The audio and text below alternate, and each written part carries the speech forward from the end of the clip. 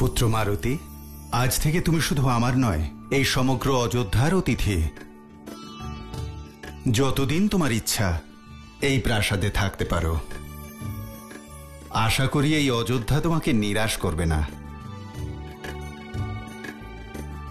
আমাকে এবার আজ্ঞা দিন, আমার বানপ্রস্থে যাবার সময় অতিক্রান্ত হতে চলল।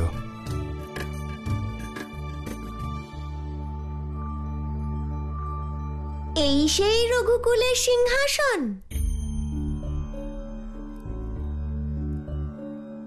হ্যাঁ পুত্র।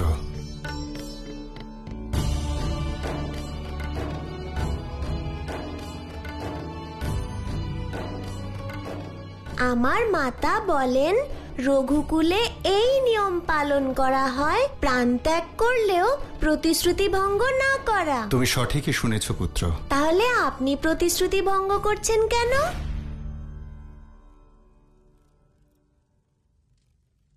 কোন প্রতিশ্রুতির কথা বলছো পুত্র? আপনি যদি এখানে না থাকেন তাহলে আমার সেবা কে করবে? কার অতিথি হব আমি?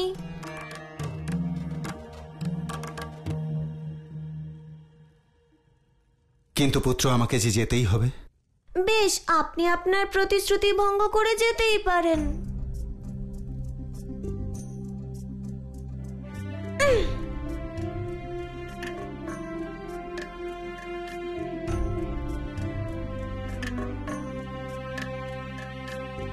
পুত্র, দুঃখ পেও না তুমি। কুমার মারুতি ঠিকই বলছে মহারাজ। আতিথেয়তার প্রতিশ্রুতি আপনি দিয়েছেন, আপনাকেই তো পালন করতে হবে। কিন্তু গুরুদেব, এই কারণে আমি বানপ্রস্থে যাওয়ার ইচ্ছা পরিত্যাগ করতে পারি না। ত্যাগ নাই করতে পারেন, কিন্তু কিছু সময়ের জন্য স্থগিত রাখতে পারেন।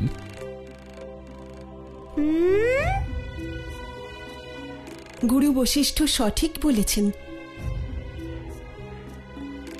প্রতিশ্রুতি যেমনই হোক না কেন, তা ভঙ্গ করা একরকম অধর্ম। এ তো আমাদের সৌভাগ্য যে আমরা অঞ্জনী পুত্রের আতিথেয়তার সুযোগ পেলাম, তাই না দিদি? উনি এই যাত্রায় বাধাপ্রাপ্ত হলে আমারই ভালো। বলুন মহারাজ, আপনার ন্যায় ধর্ম কি বলে?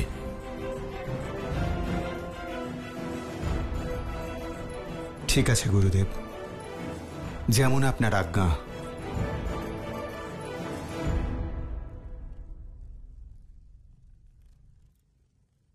পুত্র, আজ থেকে তুমি এই রঘুকুলের, এই অযোধ্যার আর আমার অতিথি।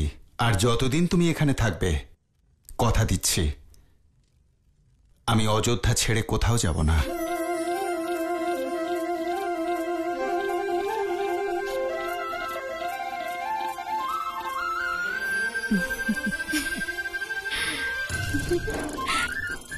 আচ্ছা, আপনি অযোধ্যা ছেড়ে যাবেন না?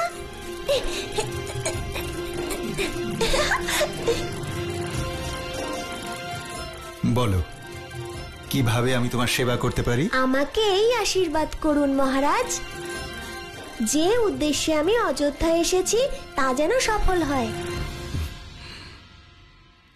তথাস্তু। এসো মারুতি, সবার আগে আমাদের মহল দেখাবো তোমাকে। এসো।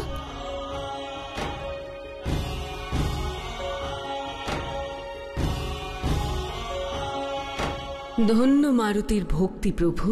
যেভাবে মারুতি শ্রীরামের জন্মের আগের বাধাকে অতিক্রম করল, তা বাস্তবে অতুলনীয়।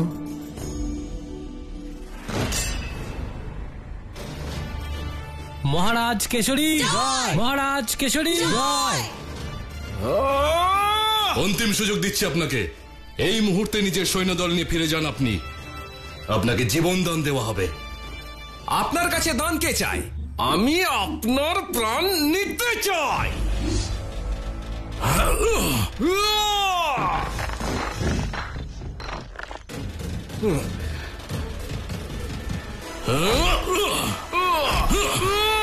ভ্রাতা সুবাহুর অবস্থা দেখে তো আমার রীতিমতো ভয় করছে। আমি তো আপনাকে সহায়তাও করতে পারবো না, আপনি তো ভালো করেই জানেন।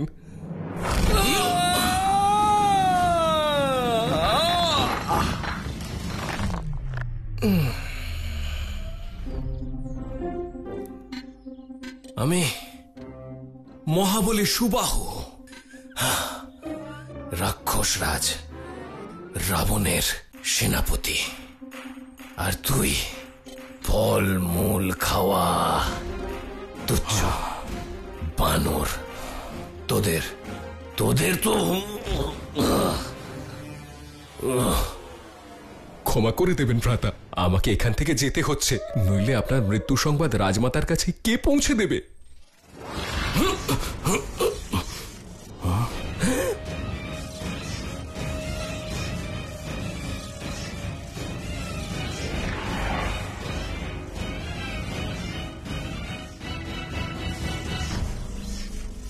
ভ্রাতা, ওই দেখুন লঙ্কিনী। লঙ্কিনী?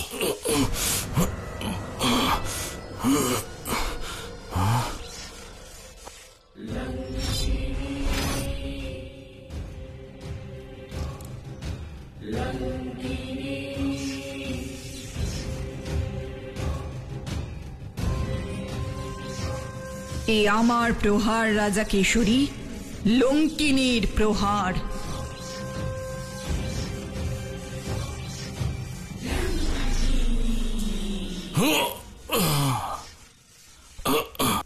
পিছন থেকে প্রহার করেছো তুমি লঙ্কিনী, ছলনার সাহায্য নিয়েছো। ছলনা নয় রাজা, এ তো মায়া। আর লঙ্কিনীর এই ঘাতক মায়াবী শক্তির সামনে তুচ্ছ তোমাদের ক্ষমতা।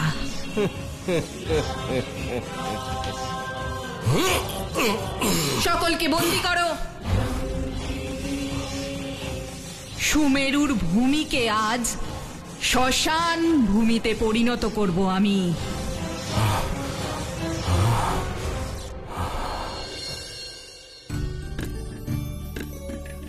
কি সুন্দর মহল!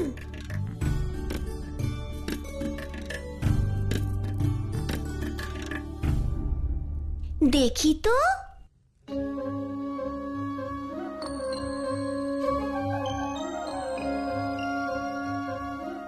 আমি আপনার আসার পূর্বেই সব দেখে শুনে রাখছি প্রভু, এখানে সব ব্যবস্থা ঠিক আছে কিনা, যাতে আপনার কোনো কষ্ট না হয়। মারুতি, এসো, তোমার কক্ষ দেখিয়ে দিই, এসো।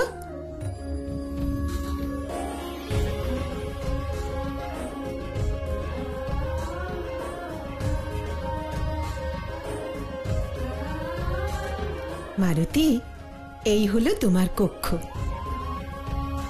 এখন তুমি এখানে বিশ্রাম করো, আমি তোমার জন্য আহার নিয়ে আসছি। ধন্যবাদ। চলো চলো।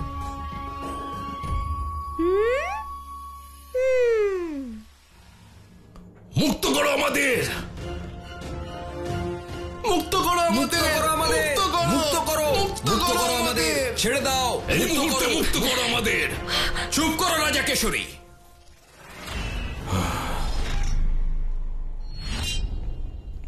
তাই এখন তো বেশ জোর গলায় কথা বলছেন আপনি। কিছুক্ষণ আগেও তো আপনি মাটিতে লুটিয়ে পড়েছিলেন। যুদ্ধ তখনও শেষ হয়নি। ভ্রাতা, আপনার ভাগ্য ভালো, সময় মতো লঙ্কিনী পৌঁছে গেছিল, তা না হলে। আমাদের কাছে আপনারা কি চান?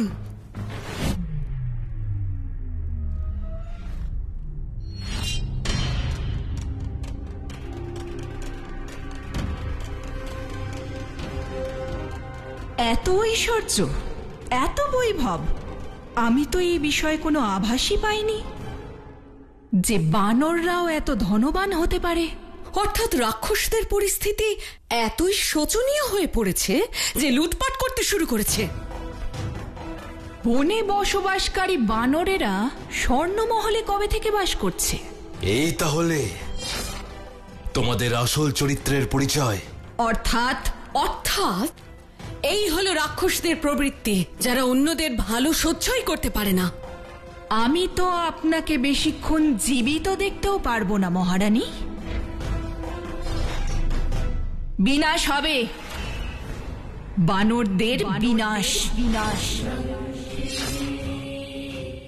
সকলের মৃত্যু নিশ্চিত।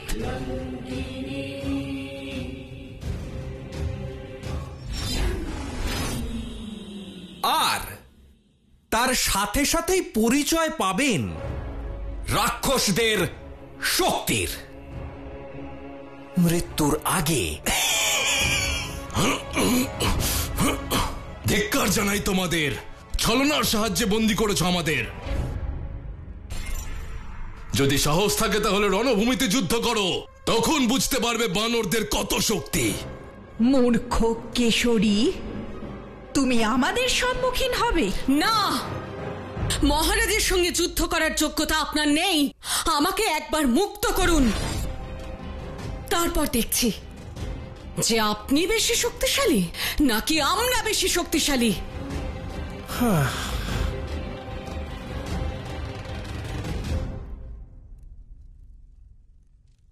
দেবী অঞ্জনী, আমি শুনেছি আপনার এক পুত্র আছে। তাকে দেখতে পাচ্ছি না তো। যদি এনাদের পুত্র একই রকম শক্তিশালী হয় তাহলে তো সমস্যার বিষয়। নিজের অশুদ্ধ মুখে আমাদের পুত্রের নাম উচ্চারণ করবেন না। ঠিক আছে, নেব না। এমনিতেই মাতা পিতার মৃত্যুর সংবাদ ওর প্রাণ নিয়েই নেবে। সাবধান, সাবধান।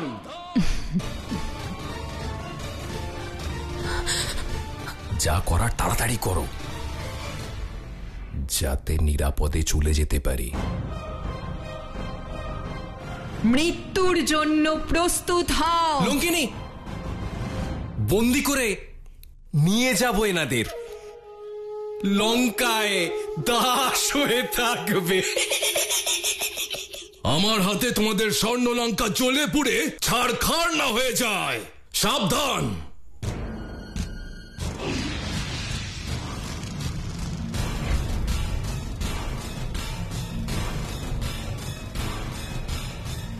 এরা আমাদের লঙ্কাকে ভস্মীভূত করতে চেয়েছিল না? এবার আমি ওদের ভস্মীভূত করব। সমগ্র সুমেরুকে ভস্মীভূত করো। একজন বানরও যেন বেঁচে না থাকে।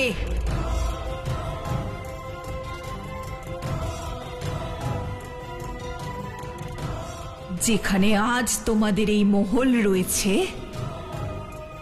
কাল এখানে ধ্বংসস্তূপ পড়ে থাকবে। তোমাদের ইষ্ট দেবতাকে স্মরণ করো, কারণ অন্তিম সংস্কারের মুহূর্ত এসে গেছে।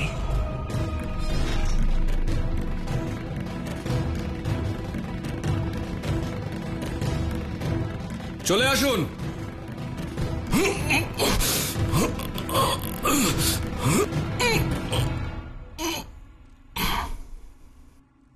কি হয়েছে প্রভু? আপনাকে অত্যন্ত চিন্তিত দেখাচ্ছে।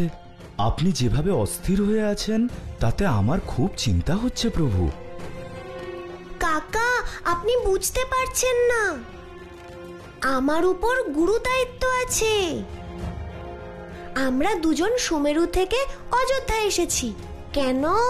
প্রভু, কারণ শ্রী রামচন্দ্রের জন্মস্থান অযোধ্যা। তাই তো, এখানে তেমন কোনো ব্যবস্থাই নেই। এমন অলৌকিক ঘটনা যা বহু যুগ পর একবার ঘটে। আমার প্রভু আসতে চলেছেন, কিন্তু এই মহল সম্পূর্ণ শূন্য। প্রভু, তার কারণ এই বার্তা কেবলমাত্র আপনি এবং আমিই জানি। তাই তো আমাদের দায়িত্ব অনেক বেশি।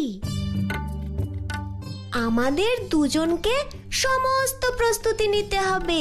আপনি বলুন প্রভু, কি কি প্রস্তুতি নিতে হবে আর কিরকম সাজাতে চান আপনি? আমার মাতা বলেন, যখন আমার জন্ম হয়েছিল তখন সমগ্র সুমেরু পুষ্প দিয়ে সাজানো হয়েছিল, অসংখ্য প্রদীপ জ্বালানো হয়েছিল। হ্যাঁ প্রভু, আমি তো সেখানেই ছিলাম। এমন আয়োজন এমন সাজসজ্জা প্রজাগণ এখনো স্মরণ করে। কাকা, আমার প্রভুর জন্ম হতে চলেছে, এমন ভাবে উদযাপন করতে হবে যাতে সমগ্র সংসার বহু যুগ স্মরণে রাখে। সহজ কাজ নয়। যদি আমার বুদ্ধি আর আপনার পরিশ্রম একত্রিত হয় তাহলে সব সম্ভব। আপনি শুধু আজ্ঞা দিন প্রভু। বলুন বলুন, কোথা থেকে আরম্ভ করব? সর্বপ্রথমে আমাদের পুষ্প, না না না না, ফল, না না না না না, মিষ্টান্ন। মাতা এখানে থাকলে এই সমস্যার সমাধান তৎক্ষণাৎ হয়ে যেত। সব জানেন উনি। মুক্ত করো আমাদের, মুক্ত করো আমাদের, মহারাজ কিছু করো, রক্ষা করো আমাদের, মহারাজ রক্ষা করো আমাদের, মহারাজ ব্যবস্থা করেই ছাড়বে। মহাদেব, আমাদের মতিভ্রম হয়েছিল যে ওই মৃগকে আমরা ধরতে গিয়েছিলাম। মহারাজ কিছু একটা করুন মহারাজ, নাহলে কিছুক্ষণের মধ্যে আমরা এখানেই জ্বলে পুড়ে মরে যাব। আমি থাকতে কারোর কোনো ক্ষতি হবে না। এই রাক্ষসদের মায়াবী শক্তি স্বামী, একে প্রতিরোধ করার ক্ষমতা আমাদের নেই। ভালো হয়েছে অঞ্জনী আজ মারুতি এখানে নেই, না হলে অনর্থ হয়ে যেত। মারুতি, এমন বলবেন না স্বামী, আপনি মনোবল হারাবেন না। আপনারা সকলে ধৈর্য ধরুন, কারোর কোনো ক্ষতি হবে না। এই অগ্নির হাত থেকে আমাদের পবনদেব একমাত্র রক্ষা করতে পারেন। ওম পবনদেবায় নমঃ, ওম পবনদেবায় নমঃ, ওম পবনদেবায় নমঃ, ওম পবনদেবায় নমঃ, ওম পবনদেবায় নমঃ।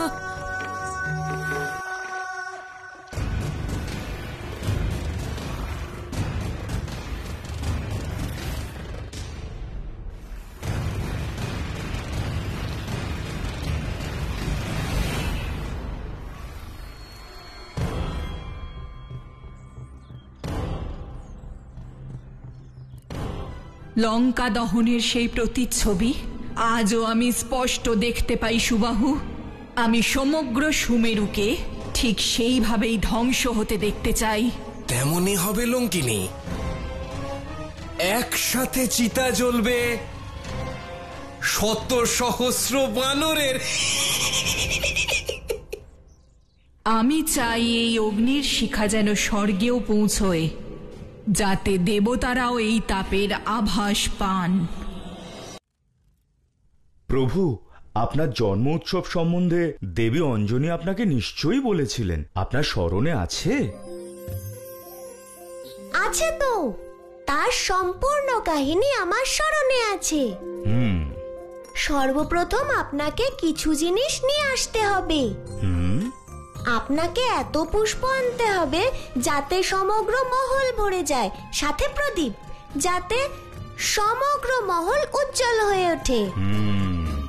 শৃঙ্গারের সরঞ্জাম, মিষ্টান্ন আর বস্ত্র স্মরণে থাকবে তো কাকা?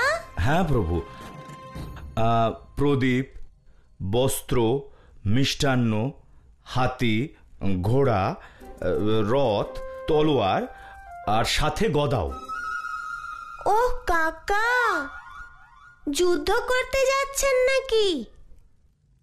সব ভুলে গেলেন। সাজসজ্জার সামগ্রী, বস্ত্র আর মিষ্টান্ন। প্রভু বিশ্বাস করুন, যাকে আমি আমার জীবন সমর্পিত করেছি তাঁর কার্যের দায়িত্ব আমি কি করে ভুলতে পারি?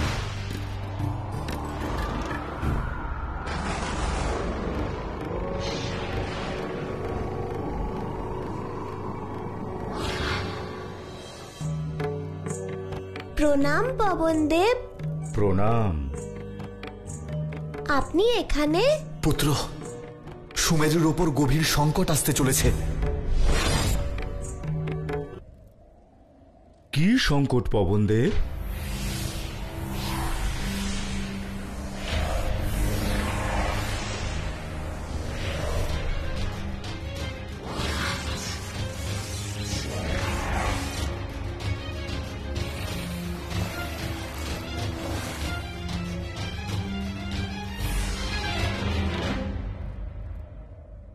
কাকা, আমাদের এক্ষুনি সুমেরু ফিরে যেতে হবে। যেমন আপনার ইচ্ছা প্রভু।